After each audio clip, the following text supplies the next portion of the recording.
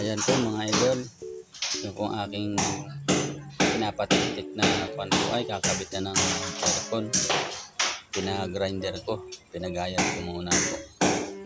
Tapos ay masyadong makapal ay niya, concrete nila kailangan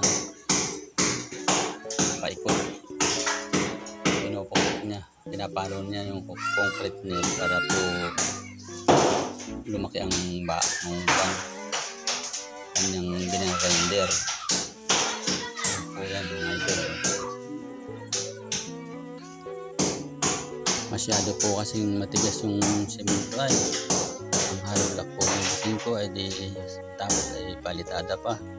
Inabot po ng size ng mahigit mga idol ang kapal. Kaya po ay napakatigas.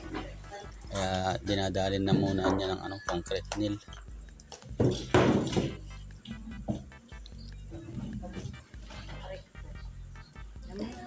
Ayan po, ipapalinis ko na po ngayon at tapos na pong butasin yung pinapabutas ko na pinapalinis ko na po mga idol.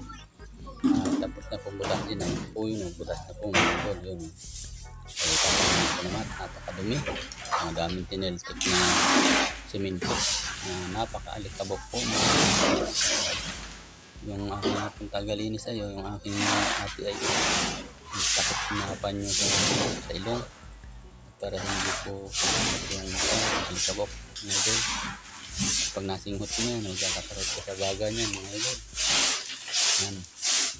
Mamaya po ay alampatuhin naman po nila yan. At magkatulong po yung dalawa ng aking asawa mga idol eh. Alampatuhin naman po nila mamaya yan. Pagkatapos walisan. Para po yung mga alikabok ba ay mawala. Yan. Pinawawalkan po ang dami ng panay o pati-pati na tineltik po ay kailangan po ay matanggal po yan dyan mga idol.